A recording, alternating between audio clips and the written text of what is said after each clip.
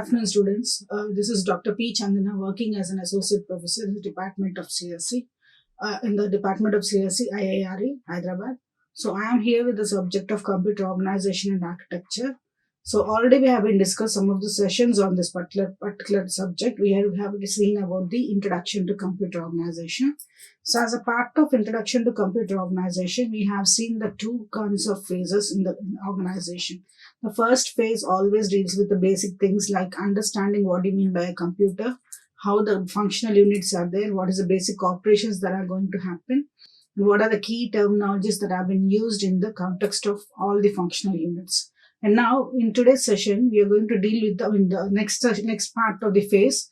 We have been discussing with the internal operation with respect to data representation. So first thing is the foremost thing. As an overview, we try to explain how the data has been transferred from one unit to another unit, how the basic operations of the computers have been generally performed, and what are the important units that are playing a key role in understanding the context. The next phase of the computer organization deals with, if I am saying this data is transferred between memory and register to CPU or CPU to control unit, I am saying the data has been transferred. So what form of data is transferred, how it is transferred. So in order to understand the second part of the computer organization, we need to understand how the data is represented internally and how it is being added or how it is being represented in such a way that it can handle the data with respect to user's query. So this is the basic key points which have been discussed for the past sessions. And now in today's session, we are going to discuss about the simple instruction set architecture. So before going for this, just have an overview of the previous sessions which have been discussed with the instruction set architecture. So as a part of instruction set architecture, we have discussed some basic key points. In order to consider the data representation or the mode of communication with the user, we have to first understand what do you mean by the basic communication mode. Or we need to first get the details of how can we connect with or how can we communicate with the system or how can we communicate with the computers. So as a part of this, we have been learnt about the first concept called as programming languages. Now the next issue is, once the programming languages are the basic source which are the mode of communication, we have been seeing that the data has been presented to the context or data has been presented to the computer in the form of high-level notations. So programming languages we have been generally classifying into three basic things. One is human format of notations, that is high-level language, mission form of notations, that is mission-level language, and the intermediary source which is called as assembly language. Now this acts as a key role in understanding and providing the communication source to end user and the computer. So because one is purely the different perception of operations and the first one is purely the complete different operation which is character formats or which is a natural language format. But the next one is completely mission notations, that is either ones and zeros. So in order to have the deviation or communication between these two things, we need to have an intermediary mode. That mode is called as assembly language mode. So now the next turn we have to consider is, so my perception is first thing is of a computer organization is the first phase of understanding what is the basics of a computers. The second phase is how the data is exactly interpreted in the computer so that end user can interact with the systems and he can get the results with whatever he expects. So in order to consider this, we need to deal with the communication source first. So communication source we have is programming languages. Next one is, as we said, the intermediary mode of operation is between high-level language and mission-level language is assembly language notations.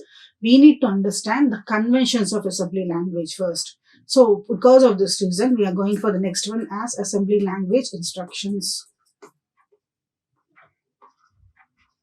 Assembly language instructions. So as a part of assembly language instructions, we need to consider different types of applications. The first one is assembly language attributes.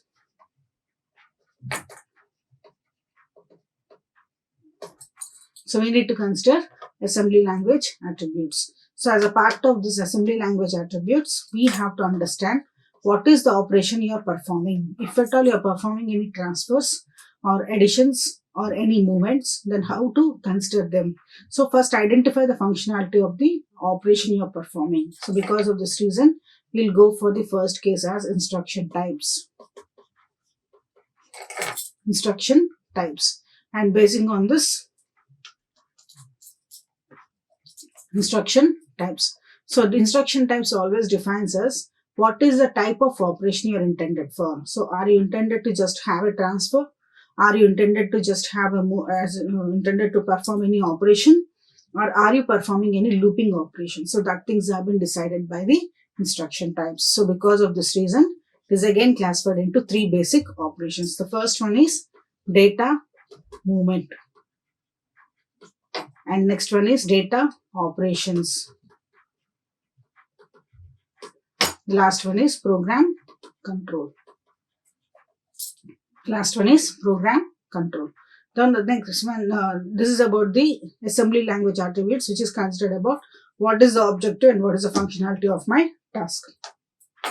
Next one is, if at all I am saying the data is represented, what type of data I am giving? Am I giving any numeric data, or am I giving any different formats of data? So that formats are also mandatory. So because of this reason, next one is data types, which we focus on three basic data types. What are they? Numeric. Next one is Boolean. Next one is character representation. Character representation. So these are the three different formats of things we have to consider. And now what we have seen the first thing as basic operations. Second one, understand what exactly the data is intended for. Next, the functionality and the objectives are decided by the instruction types. Next one is data types, which is considered about what type of data you want to operate. And next one is you have to fetch the data, where it is exactly located, from where you have to understand, or where you have to obtain that. So because of this reason, we are going for the addressing modes.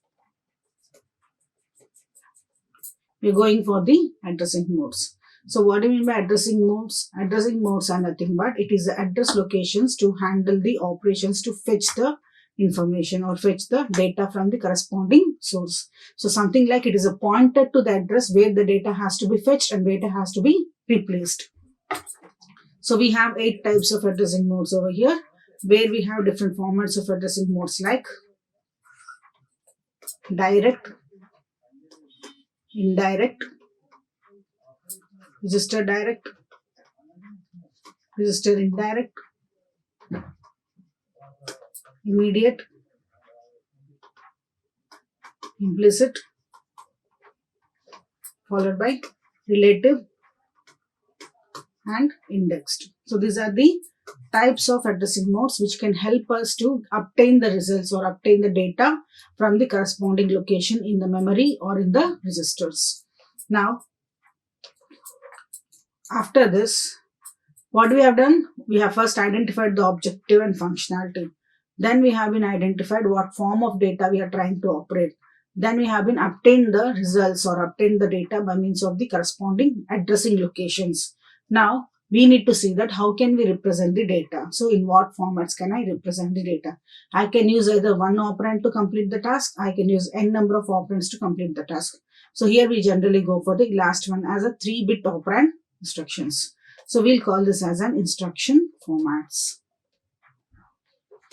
We'll call this as an instruction formats. So in the instruction formats, we have to understand what is the format of data that the operation can perform, or what form of data can be, what is the type of operation, in how many ways you can write that particular operation. So that is intended in the 3 instruction formats. Instruction formats can be divided into again 4 classifications. First one is 3-bit operand specifications, 2-bit operand specifications, 1-bit operand specifications, and 0-bit operand specification, where 3-bit operand uses 3 data informations or 3 processing of data operands. 2-bit information always process only with the help of 2 operands. 1-bit always process only by means of taking 1 operand. Operand means the data. For example, A and B is there. A is also one data, B is also one data. So we will be considering 2-bit of the 2 operands, 3 operand, and so let us avoid the confusion. It is 3 operand instructions, 2 operand instructions, 1 operand instruction and 0 operand instructions. In the first case, we'll be using 2 values of data. In the first case, we'll be using 3 values of data. Second case, we'll be using 2 value. Third case, we'll be using only 1 value, but with the help of accumulator register, we try to operate it. And 0 instructions, where you'll be using only stack to handle the operation. So the basic intention of these things is to understand how to design a flexible computer which can handle n number of instructions within a short period, short span, and can execute it fastly and give you the performance speed as an excellent performance. So in order to consider that kind of things or design, we are considering all these issues. Next one is, so we have been said that how the data is replaced by means of the instruction formats. Now the next thing is, so what is the meaning of the next one? The next thing is instruction set architecture.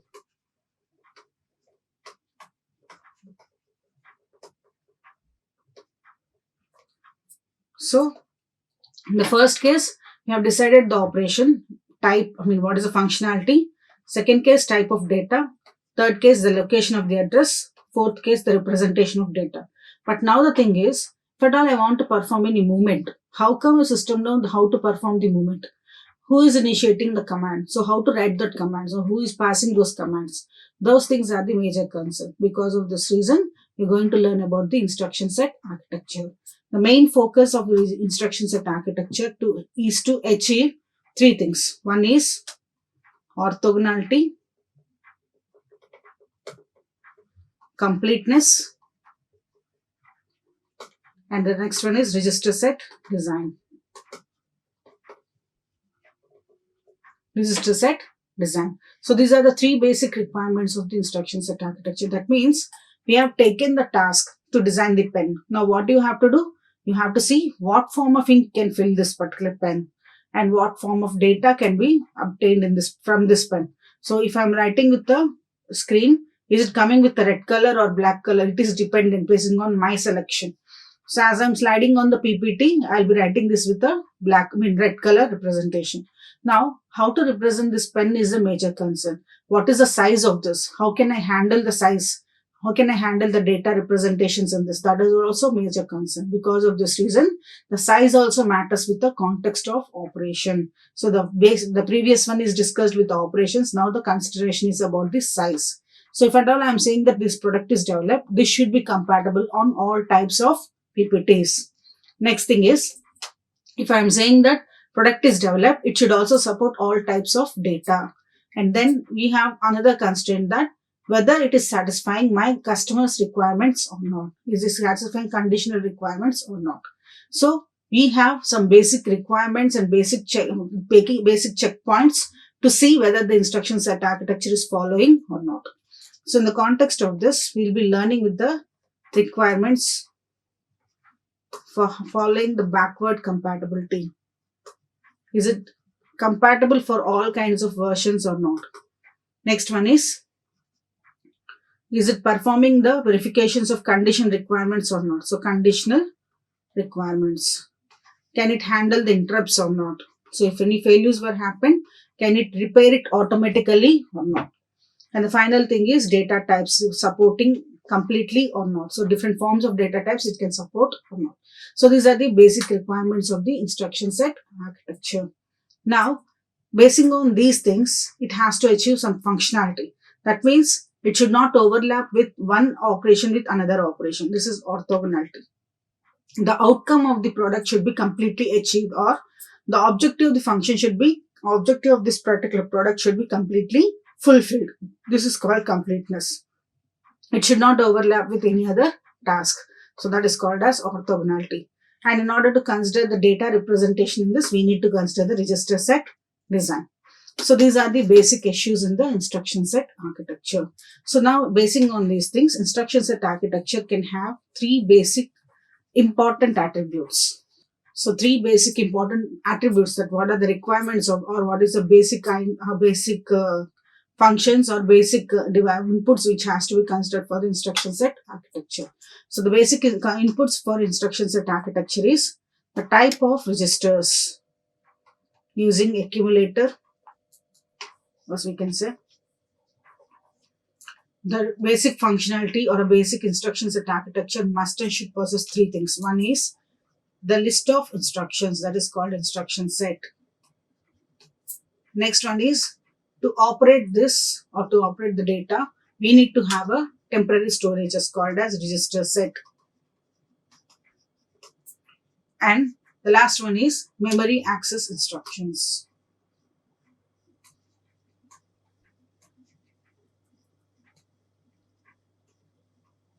Memory access instructions. So these are the basic informations which have been mandatory to learn instruction set architecture. Now, instruction set examples we can have is add, move, load.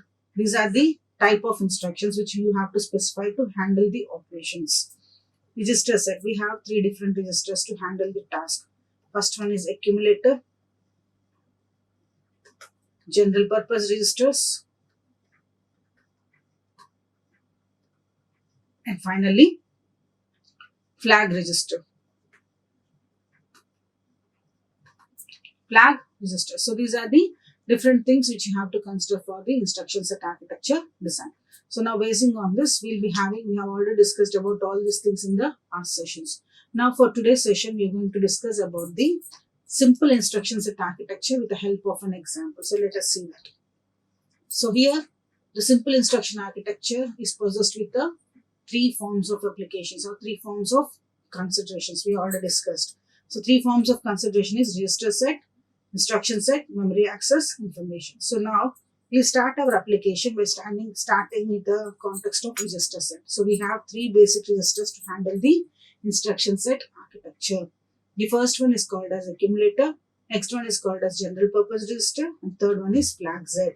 Flag Z is nothing but a status flag. So the basic idea of status flag is to either set to 0 or 1.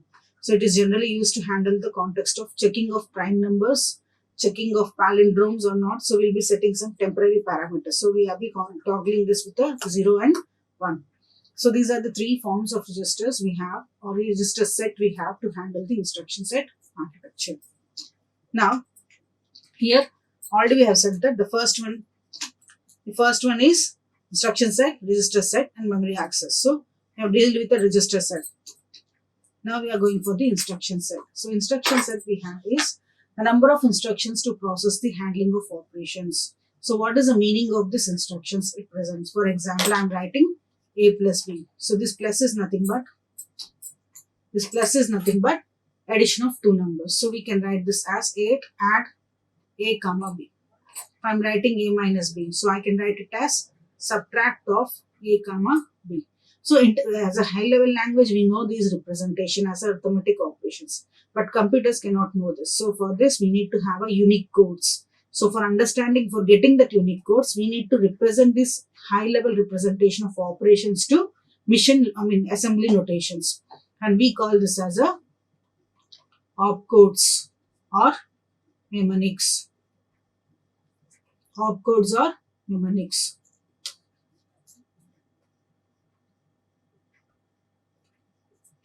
Opcodes or mnemonics. So that means the intermediate notation is mandatory to understand the operations of the high level language instructions. So because of this reason, we need to have a surpassing of set of instruction sets. So here we have a set of instruction sets as a sample, and where you can see the respective instruction code or opcode for the corresponding instructions and what exactly the instruction mean. These are the three different aspects we will be understanding the instruction set. So let us start with the first one.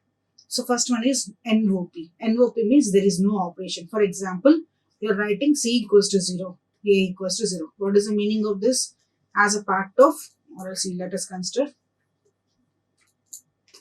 initializing of value I equals to 0. Then I am writing while of I less than 5. And I am incrementing this I plus plus. Incrementing for I plus plus. So what I am doing? I am initializing, condition checking, and incrementing. So initializing case which you are performing as a starting reset operations, this is mandatory for handling the garbage collections. Because of this reason, we will initialize I equals to 0. So once I equals to 0, we can initiate any garbage value to be reset to 0. So for such kind of operations, we'll be declaring with the NOP instruction.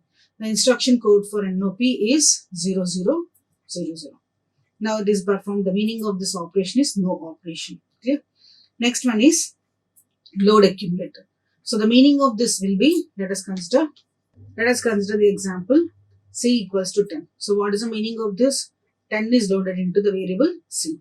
Similarly, load accumulator also means that there is a one register called as accumulator and we are loading with the content of 10. So we are loading the content of 10 into accumulator. And here we are considering this as a register and we are getting the value from the memory references. Because of this reason, we are representing with a special symbol row. So memory reference has been considered with the hexadecimal representation. It can be represented either as H or row. So we have been using this notation to understand that this is a hexadecimal number and you are getting that value from the memory instruction. So here you can see the meaning of this. So data is loaded into accumulator.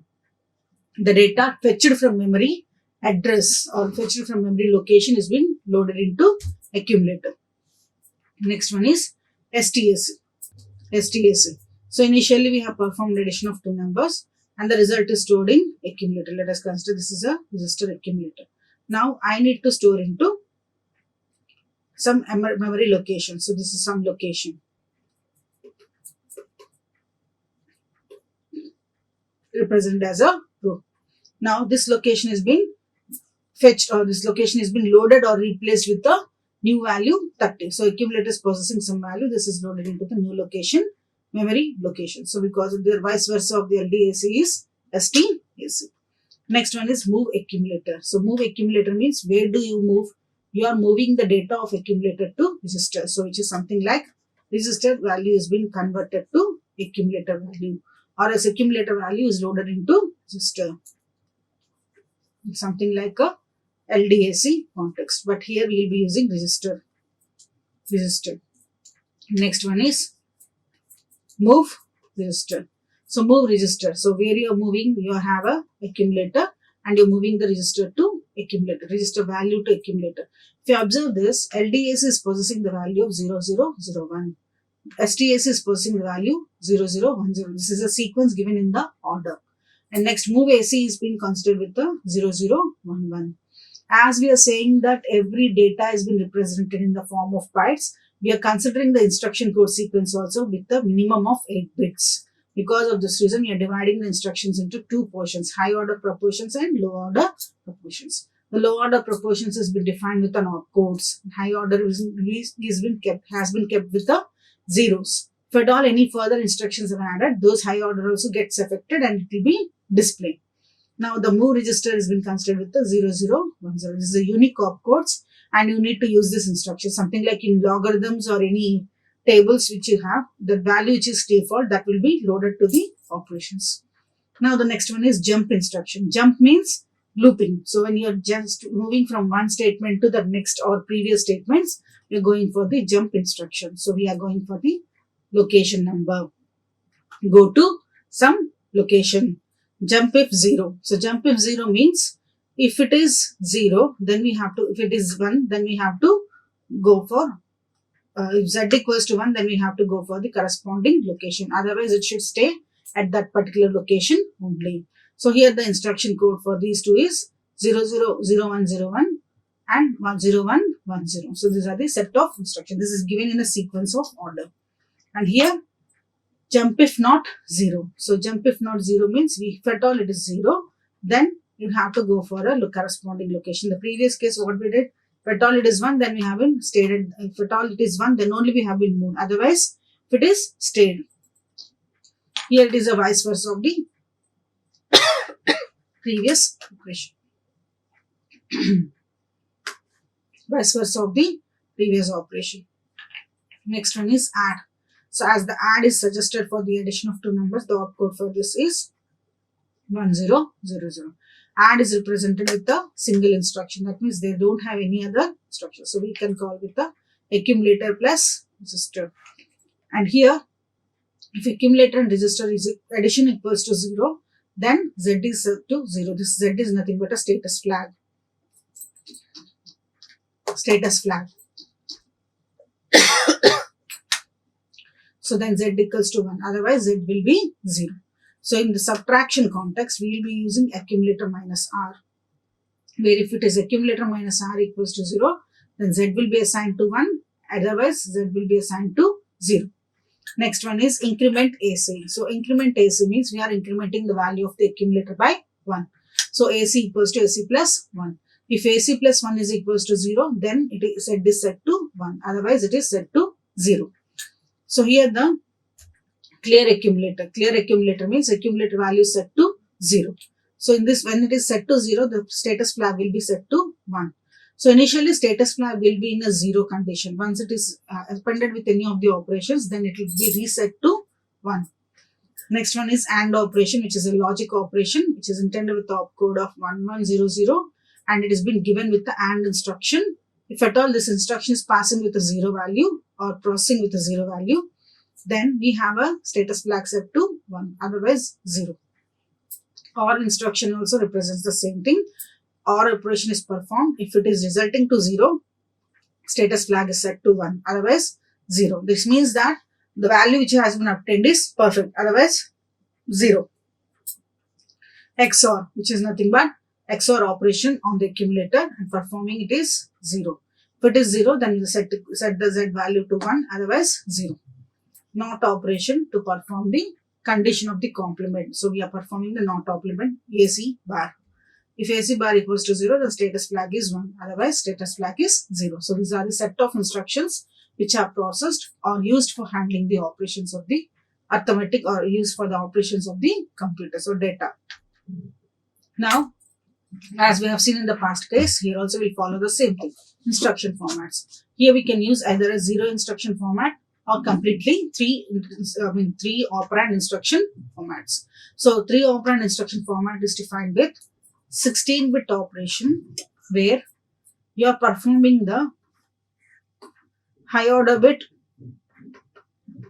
and low order byte, one for handling the half portion of memory location, another one for holding the high order bytes of the memory location, the rest all for the opcodes. So we are dividing into 3 bytes. So this is a 3-byte instruction format we have to follow. Otherwise, a simple instruction code we can present. So this is a 0 instruction format, and this is a 3-byte instruction format. So in this case, we don't have any, in this particular case, we don't have any data to pass. But in this case, we need to specify the address of the location. So these are the 2 different instruction formats which are followed in relatively simple instruction set architecture. Now let us consider the example. So here, what is the example we have given is 1 plus 2 plus n is equals to sigma I, which is nothing but it runs from 1 to n. So what is the meaning of this? We are having so on up to n numbers. So let us consider 5.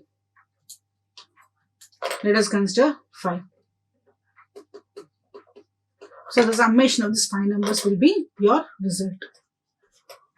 result.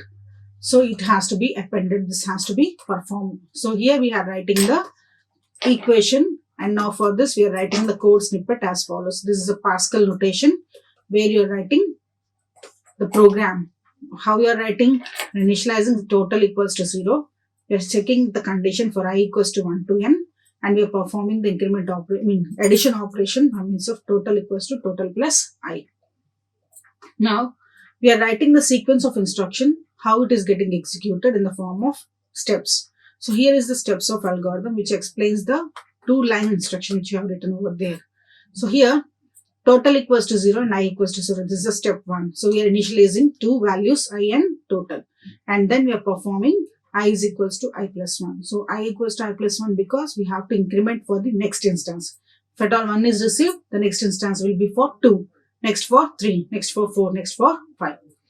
Similarly, for every increment, I have to calculate the total plus I value. So we are going for a total plus I. And finally, this should be repeated until condition is satisfied. That means I is not equal to n. This has to be repeated. So because of this reason, we are writing the statement as if I not equals to n, then we are going to the step 2.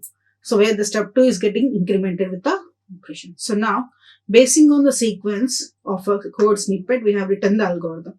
Now, basing on this particular steps, we will be seeing assembly instructions.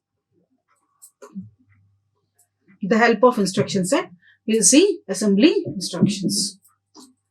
Now, here is the steps we have been written.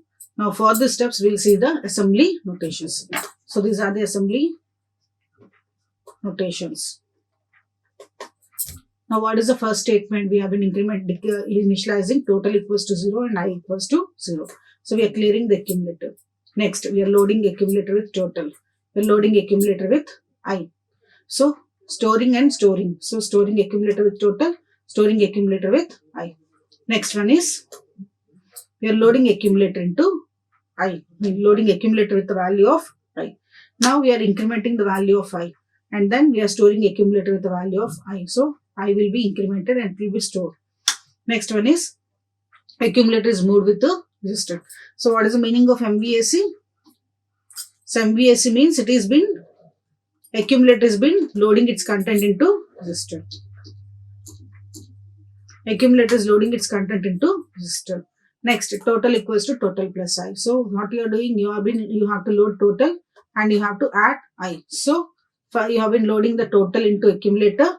Now, you are adding the accumulator value with the I and then you are storing the total value into accumulator. Finally, you are loading the N value so that you have to check for the increment. Now, when you are checking for the increment, it should be decrement the value by 1 because we are saying that for I equals to 1, I equals to 2, I equals to 3. That means until 5 we will be reaching. Now, internally, this cannot be performed with a direct increment. If you go on incrementing, it just moves on increasing. So, because of this reason, in order to terminate the loops, it will be getting decremented. So, subtract. So, if the condition has to check, it has to subtract by 1. So, then jump if not 0. And here we are considering the looping structure. So, if at all this condition is satisfied, what is the meaning of the statement? So, in this case, if it is 0, then only we have to go to the location.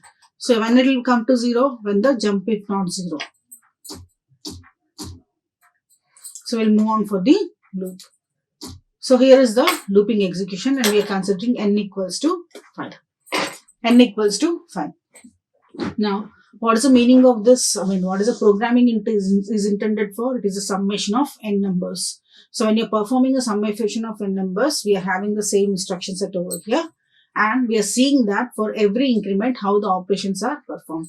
Consider the loop 1. So, loop 1, what are the values you have written over here? That is explained with the registers and accumulators. Initially, accumulator is 0. Next, total is 0. I equals to 0.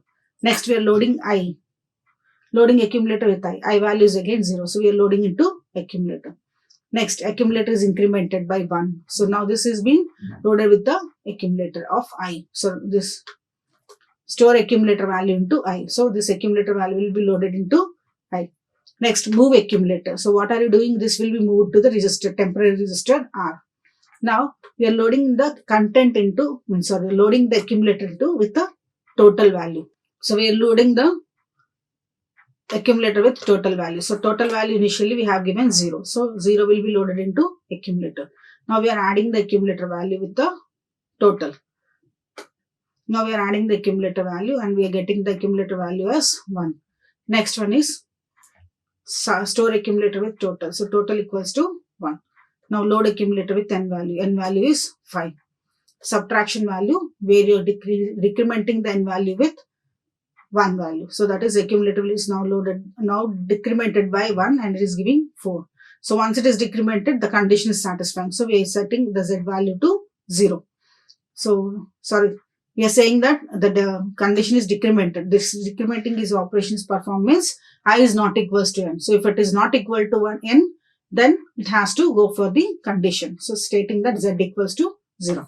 So, for example, here check out. If accumulator plus R equals to 0, then only Z will be set to 1. That means if condition is satisfied, then only Z is set to 1. Otherwise, it is 0. We are saying that subtraction is performed. So, when subtraction is performed, we are not having the value as 0. We are not resulting the value as 0. So, because of this reason, we are setting the Z parameter to 0.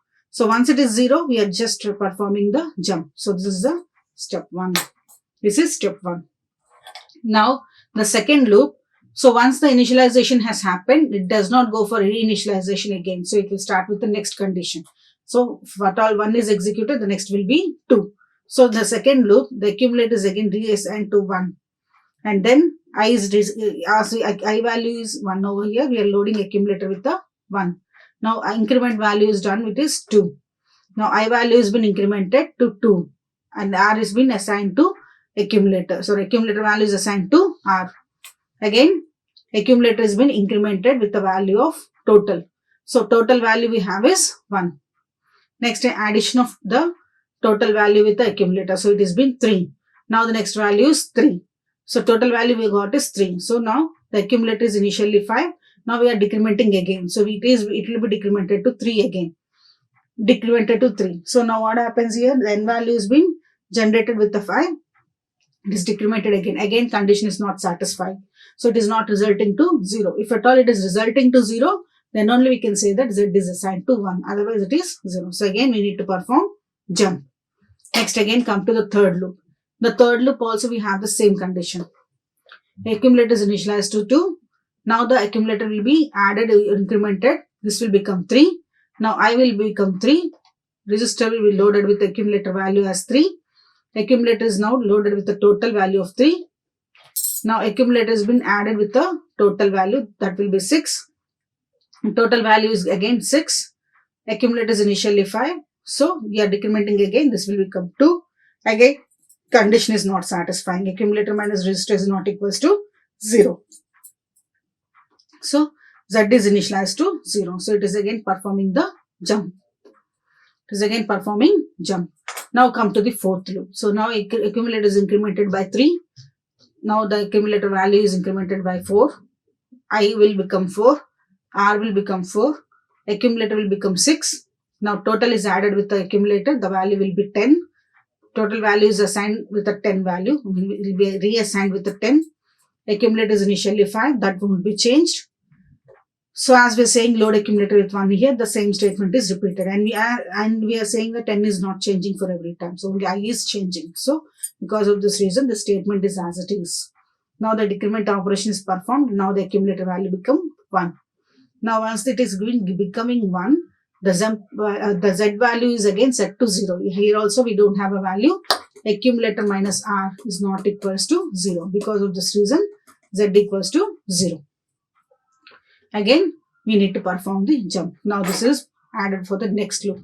So accumulator is now 4. Now it is incremented to 5. Now I equals to 5. Now register is loaded with the accumulator value, that is 5. Accumulator is 10 now. And it has been added with the total, that is 15. And now total value is reassigned with the accumulator value, that is 15. And now accumulator value is initially n. Now it is decremented to 0. Now once it is set, now this condition is satisfied. Now this will become z equals to 0. If accumulator minus R equals to 0, then z will be 1. If accumulator minus R is not equal to 0, then z will be 0. So these are the two conditions which place a high priority in incrementing and decrementing the operators.